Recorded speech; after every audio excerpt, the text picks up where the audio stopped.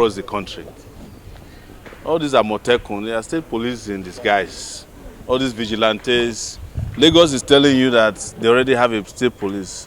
Those guys known as the LNSC or whatever they call them in Lagos, they are the people who are so brutal that they beat up people during NSAS remembrance. They are the one who beat up one guy that Inibehe defended. So state police is already available. What we don't have is a framework for regulating and training, discipline, and remuneration. Those 4 things are important. You can't have state police, give them guns, and not pay them properly.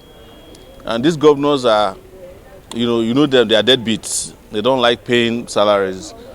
And there has to be a process for regulation.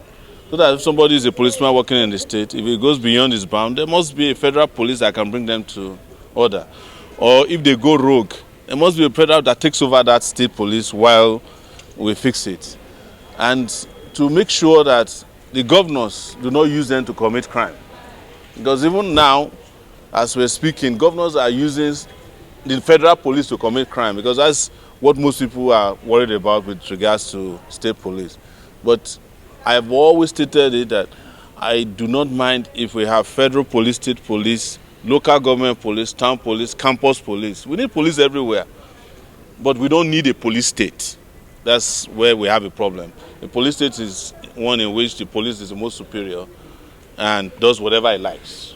So, but it's good to have. And already, most communities already have their own police. We just don't call them state police.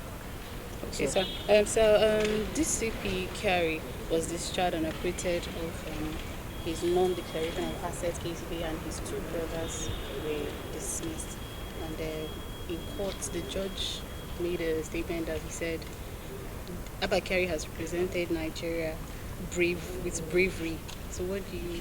Is that not the same judge that sent Nnamdi Kanu to prison? That tells you where the judges and their loyalty is. But I've not seen the judgment. I don't want to preempt what he said, but I've also always stated that some of these cases will fall apart while you are no longer paying attention. And when the people who are being prosecuted play the right ball. Maybe Abba Kyari has joined the APC, who knows? I don't know, but if he did, then you can also expect his next case to collapse the way this one.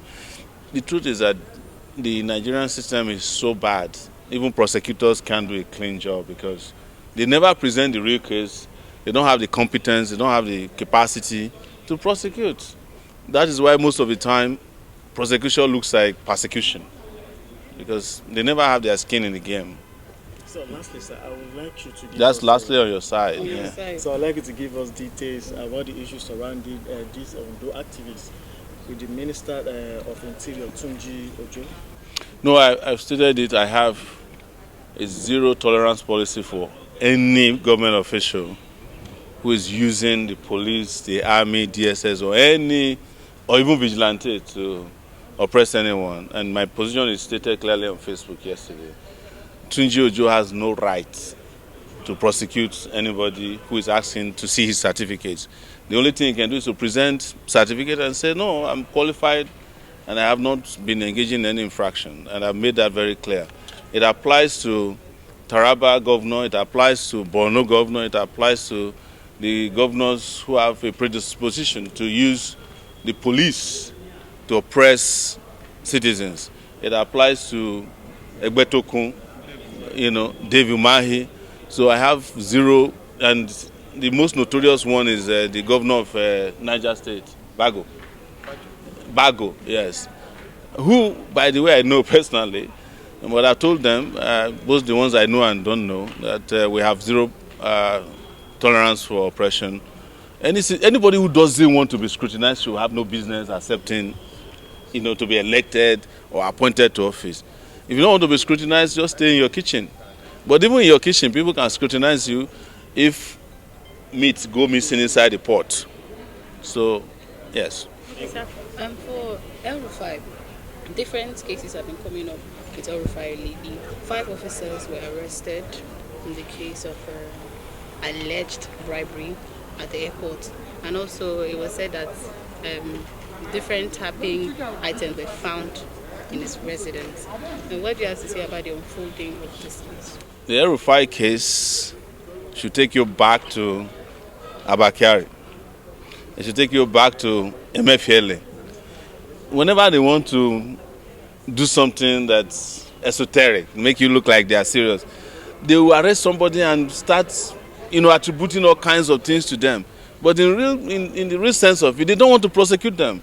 They just want to also excite you as a public, so that, by the time you forget, one day the judges will also acquit El-Rufai of. Nobody, for instance, knows what they took from El-Rufai's house.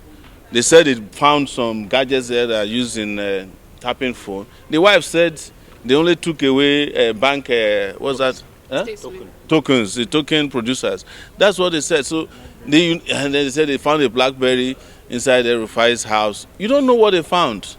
El-Rufai is also, someone who likes drama. I saw him in one picture where he wore 2 watches. You understand? It's just to make them, they know themselves. That's what I want to tell you. And this is going to end up, one day you just wake up and, they have discharged El-Rufai, and El-Rufai has joined APC back. Or maybe he will be even a minister again, or he will become the director of a campaign for Tinubu. Don't get distracted, that's all I have to tell you. Okay, lastly, Benjamin Hundeyin has just been removed as a public relations officer. Oh, that's the Boy Scout at... Yeah. Those, honestly, I don't think it's important. Our focus should be on real reforms in the police. If the police was serious, what is Ben Hundeyin doing speaking for the police? Ben Hundeyin should at best be working at the back end, maybe to handle some of their social media handles. That's, he was wrongly promoted. Ben Hundeyin is a CSP that was promoted to ACP. He's part of Course 25 of the police. All his mates are still CSPs. What is he doing as ACP? Did he lead any battle, in which Nigeria was liberated, or he finished up? No, he cannot. But anyway, there were some of the guys who thought that Egbetokun will not leave. And now that Egbetokun has been kicked out, a lot of them will fall. But that's not what is important. What is important is to keep our guys, our SMD on the go. Big issue. Yeah. Yeah. The APC, the APC has been they are making Nigeria to move to a one-party system, and oppositions are angry and alleging that it is because of this that the ADC are being tracked to court, and they are looking for to remove the ADC. You see, my problem with the people you call opposition is that they are not opposition. They are not opposed to APC. What I'm angry about is that they are a distraction to real opposition. We are the ones who can tell you that we are opposed to the system. And that's why they bring criminal charges against us. But all these jokers who used to be in APC in 2023, some of them who have lost out and are looking for ways to go, but they're not opposition. The problem is that nobody can make Nigeria a one-party state if Nigerians don't make Nigeria a one-party state. Nobody. But, like I said, some things are going to happen that will shock everybody. That's all I can tell you.